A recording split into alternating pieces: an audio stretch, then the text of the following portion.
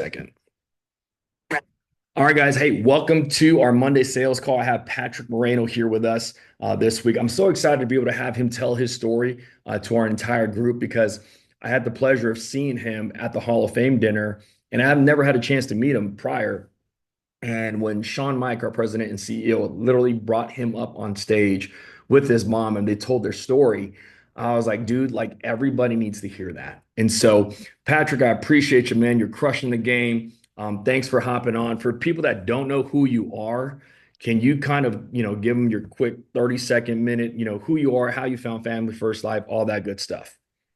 Yeah, so I appreciate you for having me on. First of all, it's a pleasure and honor. So my name is Patrick Moreno. I'm 23 years old.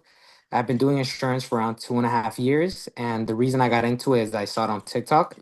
I saw it about insurance sales reps doing door to door, selling final expense. So I told my mom about it. She took me to insurance office. There was four different agencies, and then it's been history ever since then. Before this, I used to do Uber Eats deliveries and I was a yacht captain for a little bit. And obviously, living paycheck to paycheck, I didn't want to keep doing those two jobs. So I just fully committed to insurance and I just committed to the process and I trusted it. I love it, man. So when you said you saw insurance on TikTok and then you Mm. basically drove to an office, was that a Family First Life office? Did you start somewhere else before you came here? Like, how did that all come about? So it was a family first life office and Awesome. there was four different agencies. I spoke to all of them and then I started my pre-licensing process. And when I went to convention, that's when I really got motivated. And I just spoke to every agency possible to see what they could teach me, how I could be of more value, and then how I could help grow their business. And I chose one and I stuck to it. I love it, man. So you said you've been doing this for 2.5 years. Yeah. Your first, 6 months working in FFL, like what did you issue pay? Your first calendar year, what did you issue pay? And then obviously last year you did 450. So what were those Mm. numbers like? So the first year it was like 110 in the first six Okay. months, like You're 80 20. to yeah, I was 20. And Okay. then Yeah. and then after that it was 250,000 the year before last, and then it went to 450. I love it, dude. And like, think about how crazy this is, Patrick. Like in most in most places in America, like most people that have a W-2 job, Mm. you've doubled your income twice, back to back years. You Yeah. now make, making 450 a year, like you now make more than like the top 1% of people in America. You know what I mean? Like at the age of 23, selling insurance, right? And so I'm proud of you, bro. Like it's a killer story. I was laughing because my wife was at the Hall of Fame dinner with me, and I was like, "This kid is smart." Like he went to buy himself a car, and then was like, "Wait a second, I don't want to get in trouble, so let me do something for my mom too." Can you kind of tell that story for everybody to hear, just so Yeah. we kind of can have that moment with you? Yeah, no worries. So basically, when I started insurance, I was paycheck to paycheck like most people. Most Americans, 70% of them don't have $500 in savings. So I just started doing insurance. My first week, I made 3,000 and I fully committed to it. And then those first 4 months that I was in the business, my main priority was I need to pay all of my mom's bills and I need to get a car because my previous upline told me that I can't be going to in-homes with my car all rusted. So no one wants to buy insurance from me if I'm pulling up with a janky car. So then I ended up going to the bank because I got in a car accident. I had to fix the car. I didn't want to come out of pocket because all of my money was for leads. I didn't want to take my money, go buy a car, and then I have no lead money. Right. So I went to the bank to get a loan, and they told me just apply for a car loan. You know what? Just you have good credit. You're making 12,000 a month. Just do it. They asked me four questions, and I walked out with a $65,000 check. So they handed me a check, and I'm like, okay, so I could go buy my dream car. And as I'm driving home, I'm like, I'm gonna tell my mom, but she's gonna get very mad at me if she realizes that I'm 21 about to go buy a $70,000 car. And then I realized I could just go buy her a car first, and then I hit her with, I'm gonna get a car as well. And she was fine with it. She was mad, but she was happy that she was gonna get a car. And she's like, you know what, just do it. It's gonna push you to make more money. And then it did push me to make more just because I upped my expenses. I love it, dude. As one of the things is, you just said it. like I don't know if y'all caught what he just said. He probably dropped like four gems right there for you. Number one, he said he was smart enough to know that the money he made in this business wasn't going to go to a car payment, but instead it was going to go to an actual lead bill because that's what brings him the money. Like that's smart. Number two, you go buy a car and you buy a $70,000 car. Now what happens, Patrick, is your expenses go up. You have to perform, right? And so I love that. So let's dive into the nitty gritty. Like you used to do face to face. Do you still do face to face? Or you straight telesales now? Like what does that look like for you? So I used to be all in home. Okay, So the good thing about in home is that obviously you have a higher closing ratio, but it's not as efficient in my opinion. So correct. last year when I went from 250 to 450, I transitioned everything virtually. So it's all Zoom appointments and all phone calls. I love it. So what is your lead spend? So like people go, all right, he made, 450,000, whatever it is. Like, what do you spend weekly on leads Mhm. to be able to get your appointments? Like how much do you spend and how many leads do you get and how many appointments do you run? So I primarily do all mortgage protection. After Okay. this convention, I want to get into IUL and VA leads. Okay. So what I do is I spend 3,000, I get 5,000 mailers, so IVR mailers for mortgage protection. And then my average return rate is 3 to 5%. Okay. So if I'm spending for every mailer is 66 cents, so you're spending $3,000 a week on leads. Okay. So my overhead a month is going to be $12,000 on lead expense, Okay. right? You're writing Now, 40.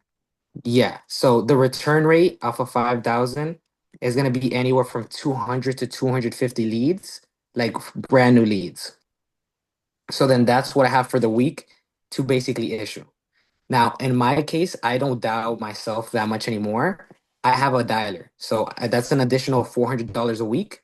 And the reason I have so many leads is because there's only so many appointments that a VA can book for you. Since they're Filipino, they're not going to convert as highly as you would.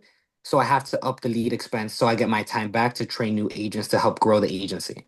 Right. So, with a dialer, right? Mhm. That's a smart way to do it. I mean, I had a dialer, and you get to a point in your business where you go, all right, I think it's probably smart to spend $400 a week to have, X amount of appointments pre-booked into your calendar. How many dollars do you have? How many appointments do they set you? What's that look like? So off of 250 leads, probably 130, 140 of them answer the phone. Okay. Half of them will say that they're not interested, and probably 80 of them will listen to the script. And I'll probably have anywhere from 40 to 50 appointments for the week. Okay. So 40 to 50 appointments for the week. How many people Mhm. actually show up? Half of them I could expect to show up. So normally I'll have anywhere from 20 to 27 sits that Okay. actually show up. And if like just lowballing it, if I only close half of my appointments, because obviously some of them are going to be husband and wife, so that'll count as two, Right. I'll probably get anywhere from 10 to 14 closes. And the average commission is like 1,100. So if I spend $4,000 a week between the dialer, bonus, and the leads, I could expect to deposit anywhere from 10 to like 17,000. Right. See, because that's the part that people don't get. Patrick, like when I was in the field, I always told people, I'm like, for me, the numbers were 1 to 4, 1 to 5. For every dollar I Yeah, spent, I was going to make about $4. And yeah. so, like you just said, all right, if I spend 3 grand with the dollar, it's probably like 3,500, whatever it is. But I'm going to deposit on average 10 to 17. Let's just call it right in the middle and go 14. Dude, you're making 4x, 5 extra money. Yeah. The numbers are the same, regardless of the type of lead you run. You just need leads and appointments, right?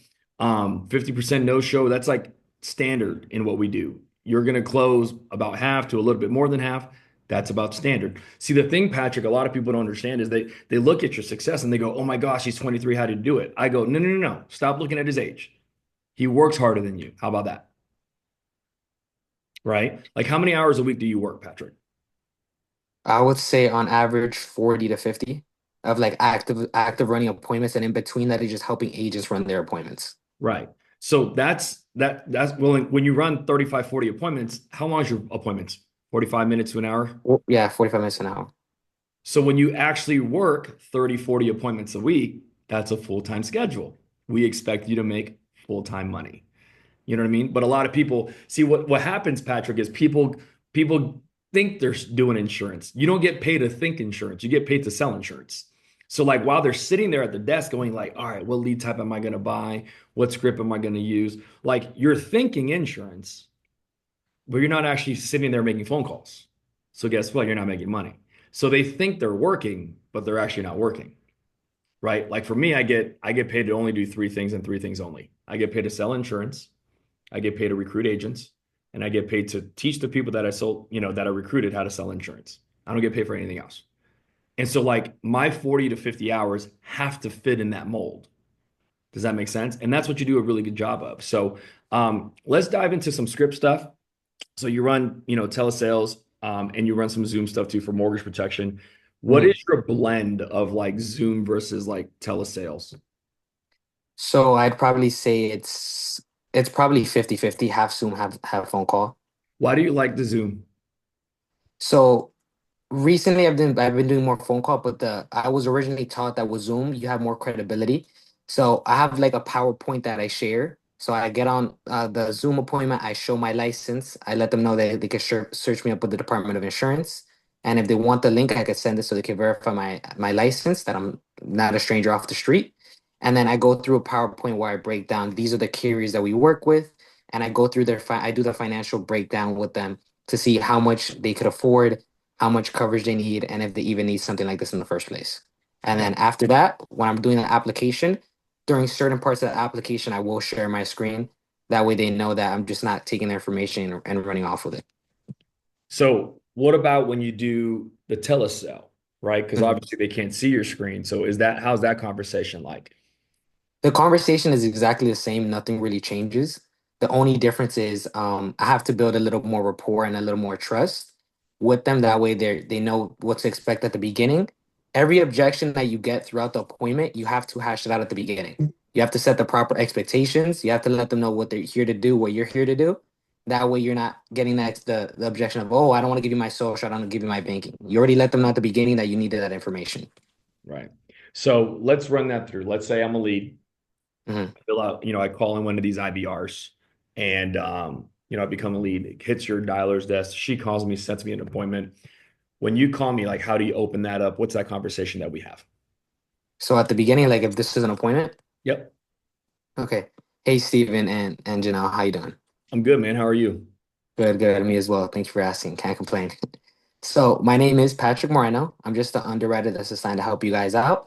But before we get started here, I'm gonna go ahead and send you over a photo of my license with the state, just because the state does require me to provide it to you for your protection.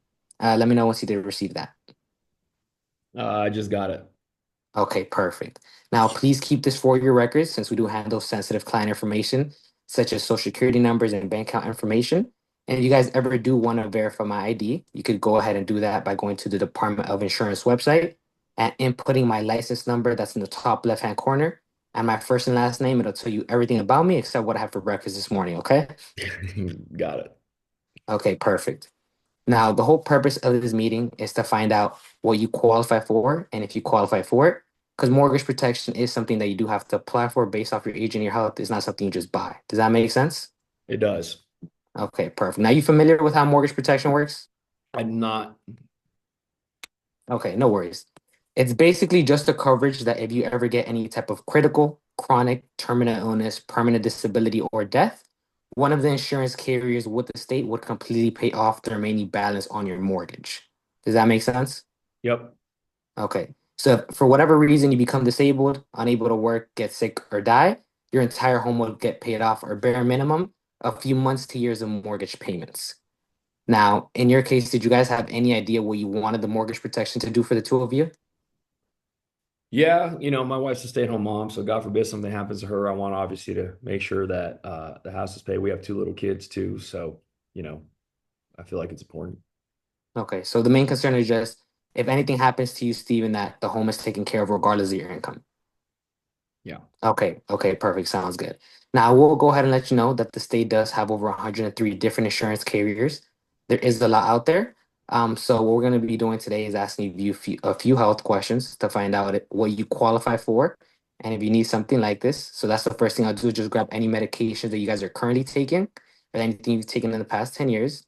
The second thing is going to be a few financial questions. Now, what these financial questions will tell us is how much coverage you need and if you need it, Because if you don't, Steven, I'll be the first to tell you don't even bother, and I'll go ahead and close out your file with the state, and you're good to go. Okay. Sounds good. Perfect. And now the third thing only happens if you guys view it as a necessity to have something like this in place, which is what those health questions and financial questions will tell us, how much you need and if you need it. So I will start off by pulling up three options for you. And I can always pull up more if you would like, because the only thing you guys are able to do today is select an option you would like to apply for, because the carriers do take anywhere from 3 to 5 days to make a final decision. Does that make sense? It does. Okay. Now, if they do approve you, you do have a 30-day grace period to decide if you want to make any changes, if you guys want to raise the coverage, lower it, or just keep it the same. Okay. Okay. All right. Perfect. And then at that point is when I start going into the health questions of financial inventory. So at the Um, beginning, I already let them know all of the objections I'm gonna get. We're submitting an application. I'm gonna need your banking. I'm gonna need your social. I already established myself as an underwriter that I'm licensed, and that my job is to assess whether they need it. And if they do decide it, they view it as a necessity. I'm supposed to help them submit an application with the option that they view as the most comfortable and the one that makes the most sense for their scenario. I love it. By the way, like, tell me if I'm lying. Y'all can tell he knows how to sell insurance, right? Everybody goes, yeah, he's 23. I go, Dude, like nobody asked your age on the phone." Yeah. You know what I mean? Like they don't. So like he's so competent at what he does, like you can tell with when he responds, like he gives you full-blown answers without yeah, right? Like he knows what he's saying because he's competent. He's very confident in what he says. You said something that was really good that I don't think a lot of people do say, which is why I'm like, oh, that's a really good line. You go, hey man, I'll be the first one to tell you if you need this or not. And if you don't, we'll wrap it up. We'll be done. Right? Like it's a takeaway. Yeah. And you know why that's nice? Is because they're going, oh, he's probably not going to try to sell me then. Because that's the first thought that they all have in their brain. Right, Patrick? And so when you Yeah. say that, I'm 100%. like, dude, that was money. I have a question for you. This is just, philosophy. Mhm. You say that, hey, the insurance company is going to need 3 to 5 days to think about it. What if they get an instant decision? Are you telling them right then and there, or do you call them back a few days later? So what I do if they get an instant approval, at some look at the end, I tell them, all right, so I have some good news for you and some bad news. Which one would you guys prefer to hear first? Bad. So the bad news is that I will have to be your underwriter for life because your file was pre-approved based off your age and your health. So there's no bad news at all. Okay. And then I tell them, so as of right now, your file is already pre-approved. You're pretty much good to go with the coverage, but it is not activated until they take the initial premium, activate the coverage, and mail the policy out to your home. So as soon as you see that draft from America, and as soon as you see that policy in the mail, your coverage is active and enforced. You're good to go, and you never need to deal with any other type of insurance for your home ever again. I'll be your underwriter for life. I love it. See, the amount, like, what's crazy is the amount of people that actually use that. Like, for those of you that are like reading off scripts or want a script, like, we all say the same thing, right, Patrick? Mhm. Like, most of us say the same thing. Hey, you want the good news or the bad news? And Yeah. it's a tricky question because they're both good news, right? Yeah. I love that. How do you explain options? So for me, I normally give three options because I normally have a good gauge of where they stand if they value, if they're just more on the cheaper side and they just want to have the bare minimum, I'll give three options. If I feel unsure about what option they go for, I'll normally give four. So I'll give my lowest option is always going to be around that $70 to $90 mark, probably around $80. And then I'll do three options. And if I'm unsure or if they have a lot of income, I'll do four. I do a high outlier option, like a really expensive option, two middle options, and a lower option if they decide the cheap one. And normally they'll pick something in the middle. So if I do three, they normally pick the middle. And if I do four, they'll probably pick the second highest one or the one below that. Here's So a it just question. depending on the energy The and their amount of values. appointments you ran in the last 2.5, 3 years, Mhm. how many people picked the middle one versus the last one versus the top one? I'd say I'd say 20% of the time they choose the cheapest one. 50% of the time they choose the middle option, and then 30% they'll choose the most expensive option. Yeah, those are roughly around my numbers too. Yeah. So like people go like, how do you know how much you'll make? Because I can control the numbers. Yeah. Like you said, you're like, my bottom option is always going to be between 70 to $90, which is about $1,000 a pop. Yeah. And then your second option is give or take about 150. Yeah. And then the one above that is over two, usually. Right. And based on how you present the options, most people for me, even in the home, took the middle one and then the cheaper one and then the top one.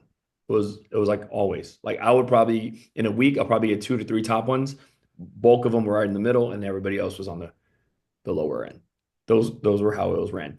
Now, you run business, you're in Florida, but I'm assuming doing telesales, you run across the country. Yeah. Okay. So when you run mortgage protection, do you do like full coverage? Because like, for example, houses in California cost a lot more than houses in Kansas. Mm. So like when you run business, how often do you cover the full mortgage? How many times do you cover portions of the mortgage? How many times are you buying time? Like what do you do with those? So the majority, I'd say maybe around 50% are going to be critical period, or that's when they're either sick, they're older, and they're only going to qualify for like a whole life final expense policy that covers a few months to years of mortgage payments. So a large chunk are those just because of health issues or financial that they can't afford the full mortgage and they're not younger. So I'd say around 50% are going to be that critical period. And the best way to explain that to a client, it's not that you're going to get 3 years of mortgage payments, 2 years of mortgage payments. This policy isn't worth $10,000. You guys have $200,000 in equity in this home. This Boom. policy is worth 210,000 because you're preventing the bank from taking away the home and you guys losing $200,000. That's the main thing we're trying to protect is your equity and your ability to stay in this home until you can figure out whether you're gonna sell it, downsize it, refinance, or just do a um. There's another term for it. I forgot the name. Yeah, I Yeah. love it. So when you lay out options, do you do like gold, silver, bronze? Do you do option one, two, three? Like how do you go top down? Do you go bottom up? Like how do you lay out your options for people to, buy? Yeah. And so the way I lay out the options, the other half of the sales is gonna be either full mortgage protection half or 75%. So I learned about the bronze, silver, gold, or diamond recently. So I'm gonna try implementing that and seeing how that goes. But for the most part, I've been doing 100% mortgage payout, 75% and 50%. Got And it. then I'll do 1 year mortgage payments, 2 years and 3 years. But that's all variable based on the the the value of the home. So if I'm doing a home in Washington, the medium household is like 400 to 500,000. Mhm. But if the home is in California, it's gonna be like $1 million home. So you're Yeah, gonna have to do ethos, NLG. So it just depends on what state you're running. right. I love it. Um, what are some of the objections you get in the sales process when you're doing mortgage protection? The main objections would be I don't, the thing is that you don't get a lot of objections if you put the right expectations at the beginning. If you're getting a lot of objections, you're either kidnapping the client or you didn't educate, you're running an appointment on somebody that doesn't want to buy insurance. If you're getting a whole lot of Say that objections. again for everybody here in the back. Say that again one more time. Yeah. So if the client that you have is interested and they understand what they're here to do and what you're here to do, you're not going to receive a whole lot of objections. But if you have commission breath and you're trying to kidnap the client or just get the sale, you're going to get a lot more kickback than you should be getting. But at the end of the day, your job isn't to sell insurance. Your job is to educate people that want insurance and that want more information on it. You're Right. just trying to educate them to the point where they can make a decision. That's why they got on the phone with you. They're not on the phone for you to sell them a policy. See, what I like to say, Patrick, is you're not supposed to sell them insurance. They're supposed to buy. Yeah. People like to buy. You know what I mean? Like I like going on like I'm horrible. I know my wife is watching. I'm horrible. I like going on like Instagram and Facebook. And when you want me to buy something, just run an ad towards me because I'm an easy sell. You know what I mean? Like they're like, oh man, like these new basketball shorts. I'm like, dude, I gotta have those. Oh wait, this water bottle that spits off like hydrogen water, gotta have that. I need to be healthy. Like I'm the easiest sale ever. But you want to know what's crazy, Patrick? I bought all those things myself. No one ever sold me. I bought it myself. Oh, this new driver goes further, straighter, more forgiving. Definitely need to have it. Right. I bought it. When you sell insurance the way you're talking about it, people buy. They don't, you're not selling them. Like you said, you're educating them so much that they almost feel stupid for not buying it, right? Which is why for me, I go like people that are like amateurs go, "Oh, life insurance is an emotional sale." I'm like, "No, it's not. It's very logical. If you die, your family gets this. How about that?" Right? And so the way you position your appointment, you're 100% correct. Because I remember when I was in the field, people were like, "Man, like, how do you overcome objections?" And I was like, "How do you overcome objections?" I was like, "I don't get objections. Like, why are you getting objections?" And then as I took a step back, I was like, "Oh, you're getting objections because you don't set the table. You don't establish credibility. You haven't built the trust. You don't sound like you know what you're talking about." How about that one? You see what I mean? Exactly. And so instead, what we do is guys that are Hall of Fame producers like yourself go, "Oh no, we're going to wipe out all the objections up front before we even get into the presentation. Because by the time we get through the presentation, it's a matter of you want to buy it or not. You shouldn't be needing to be able to overcome objections." You know what I mean? So I love the way you say that. How do you close a deal? So, like, let's say you lay out three options for me and my wife. I go, Mhm. give me the middle one. How do you transition into the application? How do you keep me on the phone or whatever it is? Like, how does that part look like? So I'm gonna read a verbatim off the script. Hold on, let Okay. me. So wait, wait, Is wait. it I want you to say that again. You sell $450,000 a year. You still read off a script? this part? I like reading off the script every time. But that's my point. Because Yeah, people that sell $6,000 a month, they go, I don't need a script. yeah, I don't need financial inventory. You use a financial inventory? yeah. I like using it. Yeah. Success leaves clues. So, all right, go ahead, Patrick. So what I explained to them, obviously I told them at the after I run through their expenses, because it'll make sense if I explain it this way. After I run through their expenses, I say, okay, Steven, so you guys make 8,000, you make 8,000 a month, your bills are 6,000. So you guys normally have 2,000 a month left over, right? Does that Yep. sound about right? Yep. Okay. Now, would you say most of this money goes to savings, or would you say most of it goes to your lifestyle and miscellaneous expenses like purchases for the home? The lifestyle, all that stuff. Okay, so lifestyle. Okay, perfect. All right. So, Steven, I see here you're around 35 years old. So you're very young and healthy, which is great to see.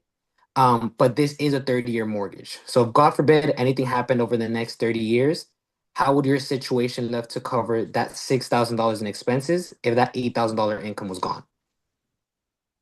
I don't know. Okay, so you're not too sure right now? I mean, my wife doesn't work because she stays home and takes care of the kids while I go to work. So if something were to happen to me, I mean, I have work insurance, but that's about it. Okay, just work insurance. Now, in your case, if God forbid something did happen over the next 30 years, would you guys probably prefer to have something in place to take care of the home, or would you rather rely on your savings and your retirement funds to cover the home in an emergency? I prefer to have something take care of the home. Okay, so you prefer to have something. All right, so what I'm gonna do is go ahead and pull up some options for you through the insurance carrier Miracle. That's the one that's in the top left-hand side of the corner, just because they will give you the absolute lowest rate based off your age and your health, as well as they've been around for over 100 years. Okay, so just grab a pen and a paper to write down a few options for me. Okay. I have one. And while they're grabbing the pen and the paper and they're doing like the menial task, I'm saying, okay, so what's your birthday in the meantime? What's your date of birth? And Uh, then I get their date of birth. okay. I start quoting them while they're waiting for. I'm like, okay, you guys could go grab a coffee really quick. Just give me 1 to 2 minutes while I pull up your options. Right. So at that point, I give them three options, whether it's CBL, IUL, term, critical period. After I have the options, I ask them if they're ready. I'm like, okay, write down the three options. So it's either the 100%, 75%, 50% mortgage, 1, 2, 3 years. I explain to them the last thing you want to tell them is the pricing, because the second that the price is said, anything you say after that, you're a salesperson. Yep. You want to explain everything before the pricing, and so they understand what it is before they make a decision. So I explained, look, this is CBO. These are the three coverages amounts. This is how much money you guys will get back in 30 years if nothing happens to you. So I just calculate the monthly premium times 12 times 30. and I write that down. And I have them write down how much money they're gonna get refunded. So they could visualize this is my coverage, this is my refund if nothing happens. And Right. then I tell them, and then after that, I tell them, I say, okay, so obviously you guys aren't gonna be paying for it. I give them the three options. You start from the lowest to the highest. So I Okay. always read the lowest price first, and it keeps going up. After that, I let them think about which option they want to choose. I just, after you provide the three options, you shut up, don't say anything. The first one to talk will lose. Just stay quiet, don't say anything. They're gonna pick an option, they're gonna discuss. And after they pick one, at that point is when you say, so now again, obviously you guys aren't gonna be paying for anything today because you're not approved. I can't guarantee any kind of approvals. What I can say is that if you answer no to all the health questions on the application, I could bare minimum 90% assure you that you will get qualified. But at the end of the day, I cannot give you a 100% guarantee because it's still up to the insurance carrier to make all final decisions. But if you were able to get approved, which one of these three options would you like? And then they pick one. The middle one. Yeah. Okay. After you pick the middle one, I did it backwards by accident. You say that first, and then you give the three options. Right. And then after you pick the middle, I say, now to be honest with you, Stephen, my job is just to find something that is 100% comfortable and affordable for you. Because at the end of the day, I'm just a medical underwriter that puts the options that goes over your health with you. So whether you pick something that's $5,000 a month or $5 a month, it does not make a difference to me. I just want to make sure that this is comfortable and affordable for you. Because if you do cancel it, you will be leaving your family and home at risk. Does that make sense? It does. Okay, so now do you feel 100% confident that the middle option is the one that's most comfortable for you? Yeah. Okay, perfect. Now, what I'm gonna go ahead and do right now is I'm gonna pull up the application here with Americo, and I'm gonna start filling that out. Now, the first thing that the application will just require is a photo of the front of your driver's license because they want to make sure that it's you that's applying for coverage and not someone with all your personal information trying to commit insurance fraud or take out a policy under your name that's not you. Okay?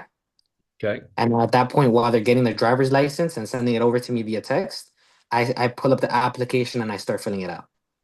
Got it. So they already know that we're transitioning into an application. Let's say you get to social, right? Mhm, And you go, hey, what is your social? And they go, why do you need that? mhm.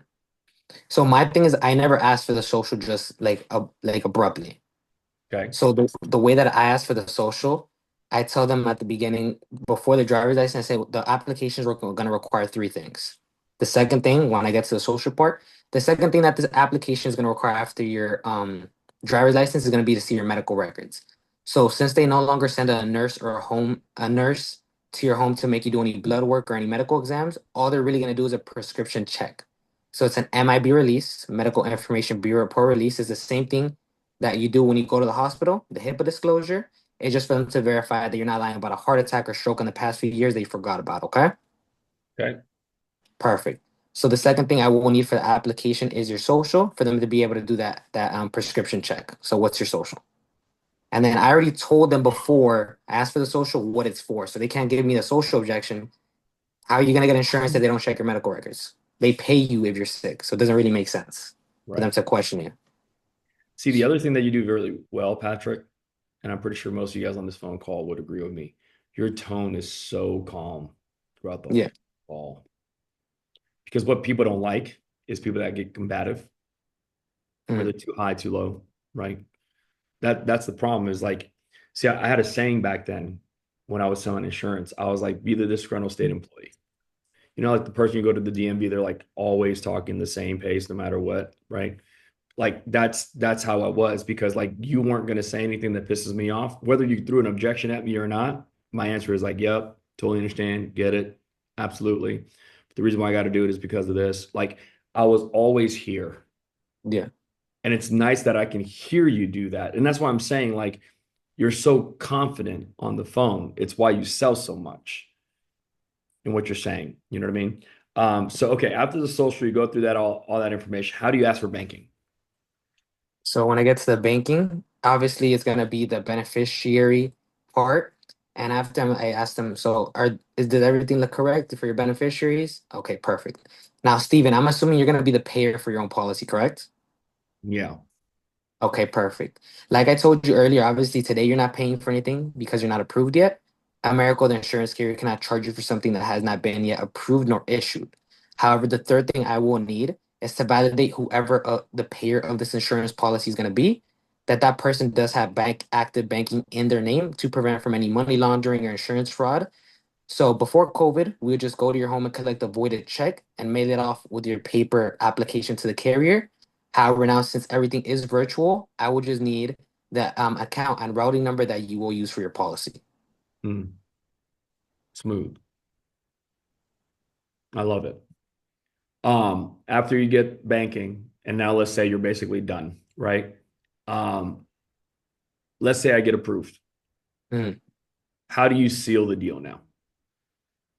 So for the lockdown, what I say is the joke that I had said earlier. All right, so we are all done here, Steven. I do have an application number for you to go ahead and write down. But before I provide you that, I do have good news and bad news. Which one would you prefer to hear? Bad news. So the bad news is, unfortunately, I will have to be your underwriter for life because your file was pre-approved based off your age and your health. So it seems like you're all good to go. There's no bad news at all. Awesome. And at that point, they laugh. I tell them, okay, go ahead and write down the application number. This application number is going to turn into a policy number as soon as the policy is issued and activated. Now, what you should expect from the insurance carrier is going to take them anywhere from 2 to 5 business days to process it. It's not going to take 10 days just because you are pre approved. So as soon as they finalize everything on their end, that's when you should expect the initial premium to be deducted from the insurance carrier Merco and for your policy to be activated. After that is done, you should expect the policy within 3 to 5 business days to your home address. And at that point, you're all good to go and you no longer need to talk to anybody else for insurance again. Okay. Sounds good. Perfect. Now, please save my number as Patrick Moreno, Mortgage Protection Underwriter. I will be your underwriter for life. Any questions or concerns, you can always reach out to me 24 hours a day. And I did go ahead and send you over the link for the Americal customer portal. Now, if you guys want to make any changes virtually before you get the policy or just take a look at it, with that application number, your social, and your first and last name, you'll be able to make any changes and view your policy virtually before you get it in the mail. That way, they have an extra peace of mind that they have some control in the sense that they can review what they have. That's solid. You're the And first then person I've ever heard that does that. Yeah, and then we also we have like a retention sheet that Mhm. we have like a format of an email that we send to them with a copy of the application because you can print it out, and then we send that in to them via email. So they have a copy of the application and they have like basically like the logged on paper you used to give in homes, but just in an Right. email format. Got it. Yeah. So you send that to them. After that, you're done. Do you ever speak to your clients ever again after you sell them the first time?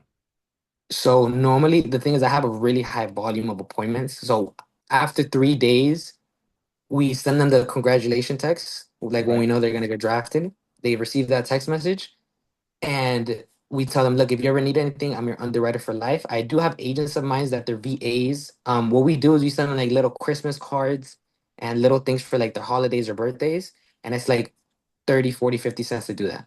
So a lot of us, I haven't been doing it as of recently. I'm gonna restart doing it, but they'll send like little birthday cards and little like Christmas cards to all of their clients, and they have their virtual assistants handle that for them. Yeah. They Um, don't have to do it. it's smart to do that because you increase persistency. You know what I mean? Yeah.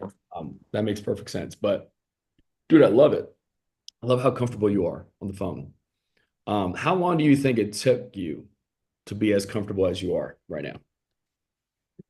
I would say it probably took me like 3 or 4 months, but a new agent can realistically do it within 2 to 3 weeks.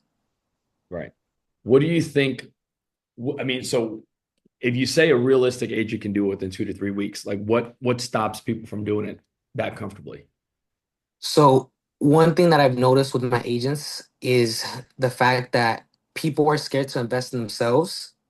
They're scared to do whatever it takes, like put in the amount of hours that it's going to take for them to get the result. And then the biggest hurdle with people is lack of experience.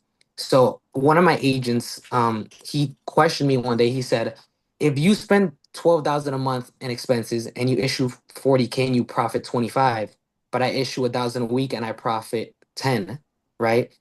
Why would I ever want to increase my expenses to your level? And I told them it's not about your income or your deposits. It's about the fact that if I'm running 30 appointments a week I'm running 120 appointments a month. If you have 15 appointments a week and you run five a week, you're running 20 a month and I'm running 130 a month. So in 3 months, I'm doing what you're going to do in 3 years because of the sheer volume. So your experience is going to be dramatically higher. You're going to be more confident because you've done it so many times. So you have an abundant mindset that if I have 8 appointments today and 4 people told me to go fly a kite, I'll probably close two and I'll make 2,000. So why do I care about these 4 people? But if you only have 4 appointments, you're not gonna want to dial after. You're gonna want to go home. You're gonna want to go be with your friends, drink beer, smoke, and then you're not gonna work the next day. So it's a negative downward spiral because you're not in the best position to have the success. I'm I'm not laughing at you. Yeah. I'm just like, damn, he's good. You know what I mean? Like he's 23. Like we have some folks that are 30, 40 that don't think this way. Like, man, that's so impressive, Patrick. Like, you have no idea. Um, I want to share this with you. Um, I learned Sean Mike taught me this, and I think you'll like it. He said, only broke people care about ROI. And I was like, what? He goes, only broke people like to play business and use fancy words like that. He goes, if you spent $1, like let's say like you spend 12, you make 40. And someone goes, I spent 1,000, I made 10. He goes, my ROI is, you know, 10 times. Yours is only 3 times, 4 times, right? And Sean goes, yeah, dumbass, but you have 9,000, I have 25. How do I lose that game? You know what I Yeah. mean? Like, Yeah, exactly. that's the thing that I laugh. Like, people always focus on the wrong things. It's like the folks that, man, I'm going to push a button here. People that don't have money always want work-life balance. While the people that are rich and wealthy, they don't ever care about it because they have it. And they know that because of the work, they have the life. It's because of the work first, though. You know what I mean? Yeah, But exactly. like people come in and 100%. go, Steve, I can't work as hard as you guys do because I need my work-life balance. I'm like, dude, good luck. You're not gonna have it. Right. And so that's why I'm saying, man, it's like it's so impressive to be able to hear how you think at 23. Because you're absolutely right. Like, dude, like I'm here in Cali with one of my buddies, Trey. He's basically one of the guys that taught me how to sell insurance, and I've worked with him for such a long time. And he said the reason why I just smoked everybody else was like I'm just better at not quitting than you. You said it earlier. It took you 3 to 4 months. Sometimes it takes people like 3 to 4 weeks. But you know what sucks is people have no result for 3 months and they're ready to give up. But they've been in college for 4 years before they got their first paycheck out of that degree. But they'll quit 3 months into insurance, though. It's fascinating Yeah. how the world works. You know what I mean? Like in the process, like think about how crazy this is, Patrick. In the process of you being here for 2.5 years, you probably made over $700,000, give or take. Bro, what college pays that with no student loans? Yeah, no, no colleges. You see what I mean? Like, that's why I'm saying it's like you said it earlier, which is why I smiled. You're like, one of the reasons why people fail is because they don't believe in themselves. Absolutely.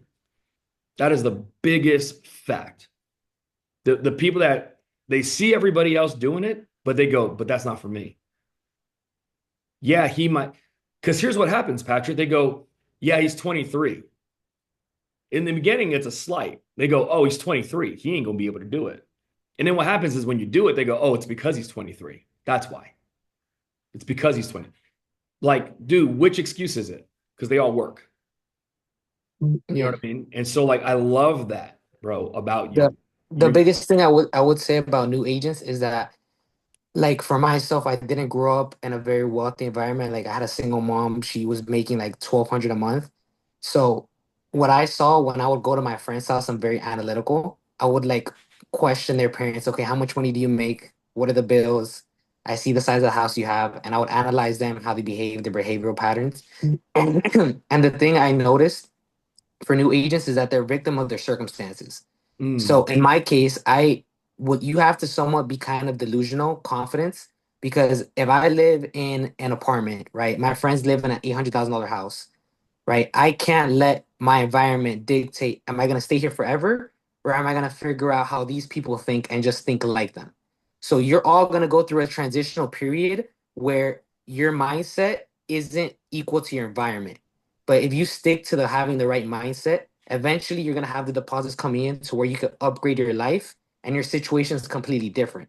But if you don't go through being around those people, taking on the mindset and being resourceful, because you think that you need lead money, you think that you need time, you think that it's because you have kids, you have bills. Realistically speaking, all of my agents, I will give them my old leads and say, run these leads, split me like 10, 15% for the lead cost, and then make money. Once they have savings, I go and I help them get business credit. So once they're confident in their skills, they know they could get deposits, they know they could sell. I get them business credit. Now they have 30, 40, 50,000. Don't tell me you're broke because you have 50,000.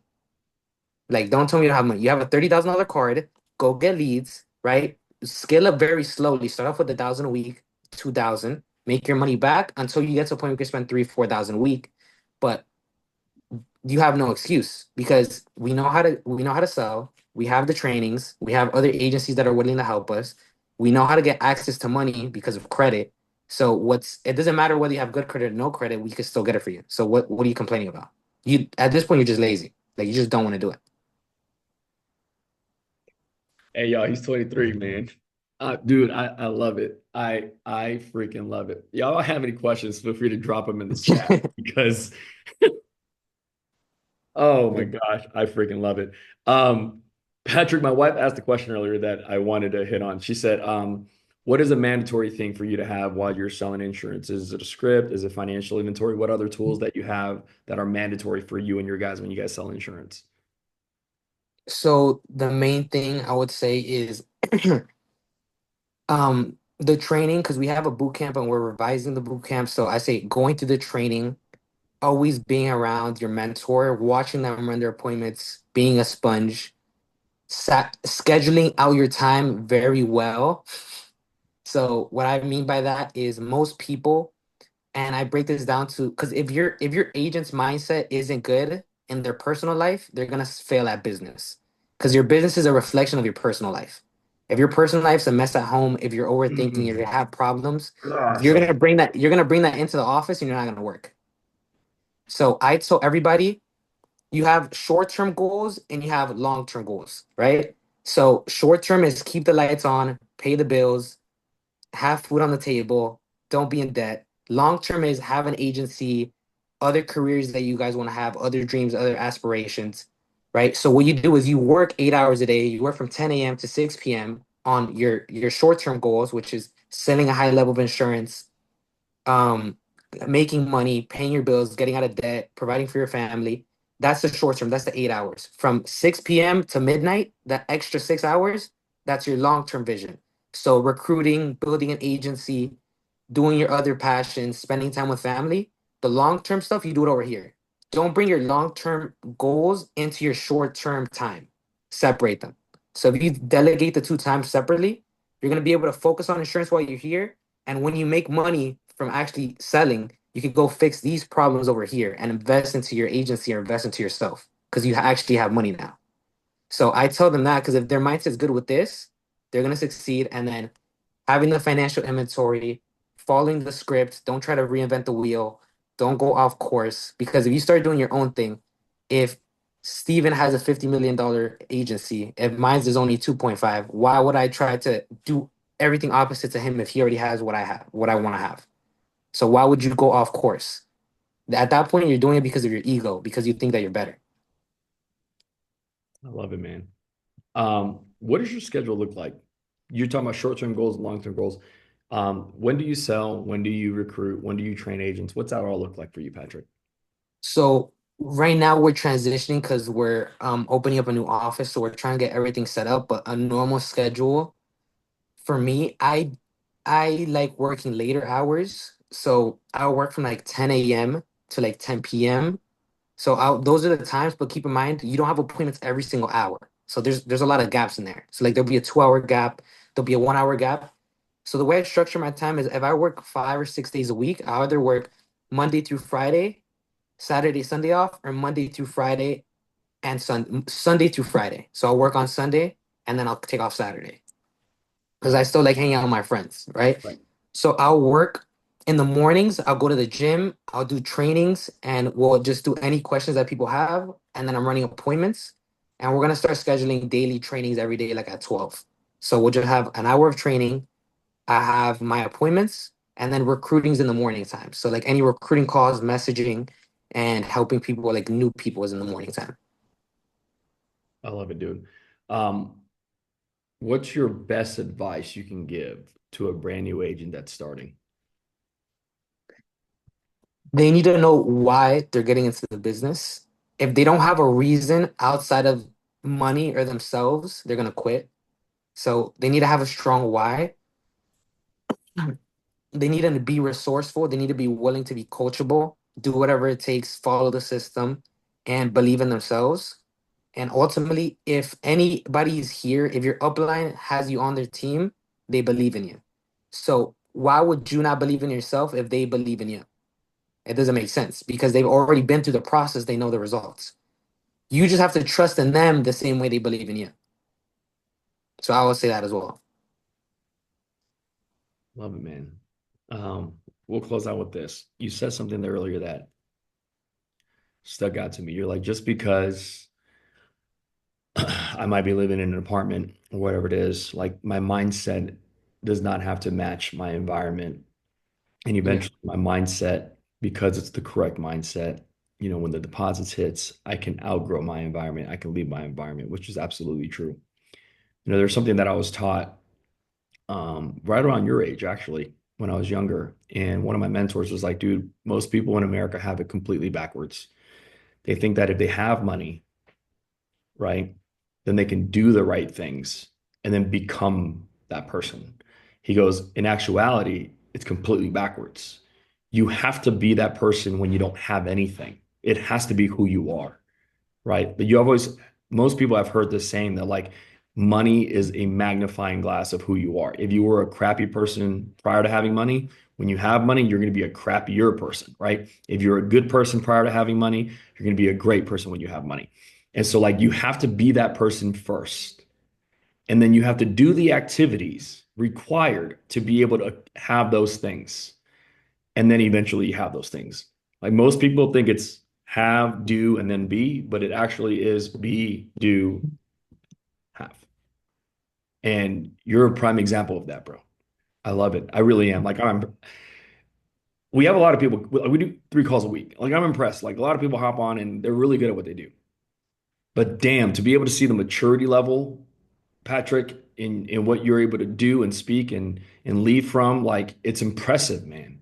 And I'm excited to be able to see what you're going to do in this business. You know what I mean? Because what I've learned, and I'm going to leave you this, Patrick, and this is me talking to you in front of everybody else. When I joined the business when I was 26, I was so damn scared to recruit people that were older than me because I was like, I'm 26, they're 40, 45, 50, right? I think they're judging me based on my age. And one of my mentors was like, dude, don't ever do that. Patrick, you ever talk to someone that's been in insurance like 15, 20 years when you're recruiting them? Have you ever had that conversation? With other from other From other IMOs, yes. companies. Yeah, Yeah, yeah. right. And they ever try to pull stuff like, bro, I've had my license longer than you've been alive. They say stupid shit like that all the time, right? Mm. My mentor taught me this early on. And once I heard it, I couldn't unhear it. And it's actually how I live by. He goes, don't ever let someone older than you pull rank on you. Just because they've been in the insurance space for 20 years doesn't mean they have 20 years of experience on you. They've had the same year repeated 20 times. It's the reason why they're looking to work with you. So I want you to know that, bro. What you're doing is so good that they should be lining up at your door to be working with you. You're a stud, man. Keep it up. Keep up the great work. I know you're leading a massive team out of Florida. If there's anything that I can do, Josh can do, Alondra, anybody on this team that can help you, you let me know. I'll be the first one to answer that call, man.